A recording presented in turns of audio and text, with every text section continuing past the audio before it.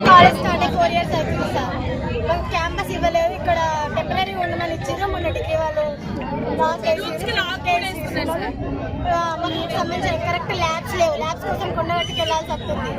Labs లేవు, faculty సరిగ్గా లేదు. క్లాసెస్ మీరు ధర్నా ఎందుకు చేస్తారు? మీరు ధర్నా ఎందుకు క్యాంపస్ కావాలి, రిలీజ్ కావాలి. క్యాంపస్ రూమ్స్ లేవు కరెక్ట్ గా. ఒక క్లాస్ కంటే ఒక రూమ్ అంటూ ఏది లేదు సార్. ల్యాబ్స్ కూడా లేవు. మాకు ల్యాబ్స్ ఇంకా జరగట్లేదు. ఫీల్డ్ లకి వెళ్ళలేదు.